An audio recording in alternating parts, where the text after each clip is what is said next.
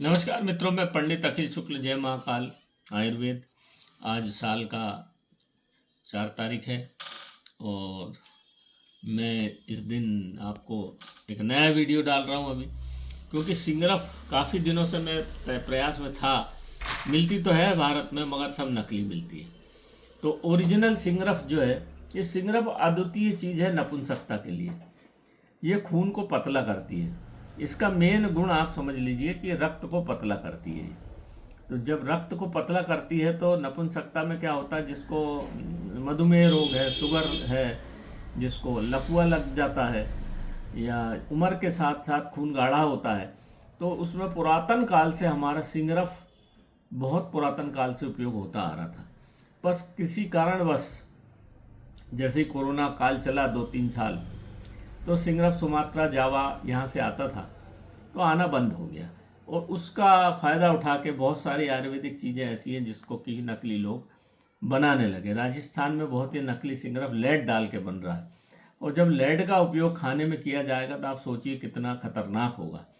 तो बहुत प्रयास के बाद मेरे को ये सिंगरफ अभी मिला है। ये लगभग 2-2.5 किलो होगा। ये सिंगरफ ओरिजिनल ऐसा दिखता है, ये देखिए, ये ऐसा चमकेगा, थोड़ा आप इसको हिलाएंगे तो ऐसा चमकेगा। ये है ओरिजिनल सिंगरफ। ये अभी मिला है मेरे को। तो मेरे को इसकी दवाइयाँ बनाना था, क्योंकि अभी लकवा के लिए भी, क्योंकि ठंड का सीज़न चल रहा है, तो ठंड के सीज़न में जोड़ों के दर्द में, लकवा में, और जो लोगों को कोरोना काल में इंजेक्शन लगे हैं या नाना प्रकार की दवाइयाँ दी गई है, लंग्स में इन्फेक्शन है, खांसी हो रही है, दम, हजारों प्रकार के रोग में सिंगरफ अकेला काम करता है, बशर्ते आप इसको पका लें ठीक ढंग से। तो हमने इसको पकाया है। ये सिंगरफ पकने के बाद ऐसा हो जाता है। आप दोनों का अंतर देखिए। ये पकने के बाद ऐसा ऐसा नहीं फूटता है। ये देखिए, ये पका हुआ सिंगरफ है और ये बिना पका सिंगरफ है। ये दोनों में अंतर। ये हमने इसको जंगली लहसुन जो होता है, जंगली लहसुन में पकाया है और जंगली अदरक में पकाया है।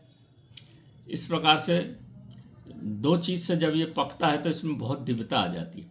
ये पका हुआ है, ये देखिए। ये अब हम इसको पीसेंगे तो इसको फोड़ लिया हमने, तो ये इस तरह से हो जाता है काला काला सा। और ये भी पकाया हुआ सिंगरफ है। ये अलग चीज़ से पकाया हुआ है। ये ऐसा है, देख रहे हैं आप आवाज़। ये अलग ढंग से पकाया हुआ है सिंगरफ।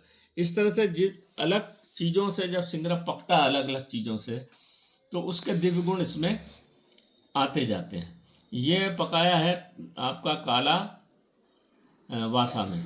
वासा यानी जो काला वासा होता है, पीला वासा होता है, अड़ूसा जिसको बोलते हैं, अड़ूसड़ा। अड़ूसा का सफ़ेद फूल होता है, पीला और काला। काला वासा में ये पका हुआ है। तो ये सर्दी जुकाम दमा में बहुत अच्छा काम करता है, जोड़ों के दर्द में बहुत अच्छा काम करता है। उम्र के साथ जिसका चलने फिरने में तकलीफ़ हो गई है, उसमें ये काम आता है। और सिंगरफ हजारों बीमारियों में काम आता है। मैंने कोरोना काल में बहुत सारे लोगों को ये दवा दी बना बना के, तो उनको सबको बहुत आराम हुआ, और उनको लंग्स की जो तकलीफ़ हो रही थी उसमें बहुत जल्दी आराम पहुंचता था। लंग्स के किसी भी प्रकार का इन्फेक्शन अगर सिंगरफ को ठीक ढंग से पका के दे दिया जाए, और ज़रा सी मात्रा में, चावल की मात्रा में दिया जाता है। इस सिंगरफ को अगर 1 माह तक चावल के बराबर इसको मलाई से या शहद से खाया जाता है, तो किसी भी प्रकार के शरीर में, जोड़ों के दर्द में कुछ भी नहीं रहेगा शरीर में। खाना अच्छा खाएगा, ये पूरे शरीर को एक्टिव कर देता है, हर अंग को, शरीर के हर अंग को शक्ति प्रदान करके उसमें जान डाल देता है। इसलिए सिंगरफ को महाकल्प औषधि बोला जाता था। आयुर्वेद में बहुत पुरातन काल से हमारे इसको काम में उपयोग लिया जाता रहा है, परंतु आजकल सिंगरफ ही नहीं मिल रहा है। जानबूझ के ये आयुर्वेद को सत्यानाश करने की साजिश भारत देश के वासी ही कर रहे हैं, तो अब दूसरे की बात छोड़ दीजिए। ये नेता नागरिक जो है, ये देखिए 1955 में नेहरू जी ने एक नियम बना गए थे कि आयुर्वेद का जो दवाइयाँ नहीं बेच सकेंगे, उस पर ये का। तो इस तरह की चीज़ें हमारे देश को नपुंसकता करने के लिए, नपुंसक बनाने के लिए, आयुर्वेद को नपुंसक बनाने के लिए, ख़त्म करने के लिए बहुत दिन से प्रयास चल रहा है।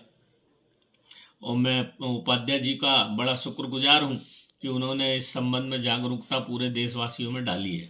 हमारा आयुर्वेद तो पिता है। हर मेडिसिन, हर चाहे एलोपैथ हो चाहे होम्योपैथ हो, एलोपैथ का पिता आयुर्वेद ही है। आप लाए कहाँ से? दवाइयाँ कहाँ से बनी है? एलोपैथ में केमिकल का यूज़ किया जाता है, वही आयुर्वेद में हमारे जड़ी बूटी का रस और ये प्राकृतिक तौर पर बनी हुई सिंगरफ है, ज़मीन से निकलती है। तो इनमें बहुत ज़्यादा पारा और लाल गंधक होती है, ये दोनों का मिश्रण। और एक चीज़ और होती है, और थोड़ा आयरन भी होता है। इस तरह की जो मिली हुई चीज़ है ये सिंगरफ है, ये अद्वितीय है। और इसका भारतवर्ष में भी खदानें थी पर विलुप्त हो गई है। नर्मदा के किनारे कहीं कहीं निकलती थी, मैंने देखी है, पर वो डैम का जो बैक वाटर है उसमें समाप्त हो गई है। तो धार के पास भी एक खदान थी, वहाँ से भी हम थोड़ी सी लाए थे, जब जंगल में नौकरी करते थे तब वहाँ मिली थी, परंतु उसमें पारा की मात्रा कम थी। तो इस तरह से ये सिंगरफ का एक विशेष विज्ञान है। आप आयुर्वेद में देखेंगे तो बहुत बड़ा इसका वृहद विज्ञान सिंगरफ का मिलेगा, परंतु जब सिंगरफ ही नहीं मिल रही है तो धीरे धीरे विलुप्त हो रहा है। और उर्दू के भी ग्रंथों में इसका सिंगरफ का बड़ा महत्व है। उर्दू के ग्रंथों में इस सिंगरफ को 1 किलो सिंगरफ अगर आप लेते हैं तो 10 लीटर, मतलब ये 100 ग्राम सिंगरफ को एक 750 ml ब्रांडी में 100 ग्राम सिंगरफ को घोट के उड़ा देते हैं ब्रांडी। और फिर उसके जो लुगदी बनती है उसको फिर काले मुर्गे के लीवर में रख के पकाते हैं।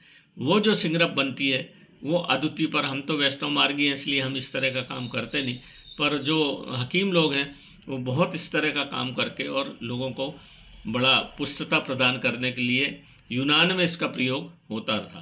तो नमस्कार मित्रों, आज ये छोटा सा वीडियो सिंगरफ का बहुत सारे लोग कह रहे थे, तो आज मुझे मिल भी गई, तो मैंने आज वीडियो नए वर्ष में डाल दी। मित्रों नमस्कार, मेरे वीडियो को देखिए, सब्सक्राइब करिए, सबको बताइए ताकि लोग नकली चीज़ों से बच सकें। लेड वाला सिंगरफ बिल्कुल मत खाइए, नहीं तो आपको फिर नाना प्रकार की परेशानियों का, लीवर बस्ट हो जाएगा, आपका लीवर खराब, किडनी खराब सब कर देगा। तो इसको पहचान लीजिए, मैंने 5 से बता दी है। सिंगरफ अद्वितीय चीज़ है क्योंकि ये उड़ जाती है। इसमें एक विशेष गुण होता है कि अगर आपने जरा सी भी सतर्कता नहीं बरती तो ये सिंगरफ पकाते टाइम उड़ जाती है। जैसे आप, और इसको जब हम पकाते हैं तो तौल के रखते हैं 100 ग्राम की, जैसे ये 50 ग्राम की डली है तो पकने के बाद 50 ग्राम ही रहना चाहिए, कम नहीं होना चाहिए। कम नहीं होती सिंगरफ अगर आप ठीक ढंग से इसको, बस वही टेक्निक है, कितनी आग देना है, कितनी पुट्टी भरना है, क्या करना है। और सिंगरफ से पारा भी निकाला जाता है, वो स्वर्णकार लोग अलग अलग काम है। तो नमस्कार मित्रों, जय माँ काल आयुर्वेद।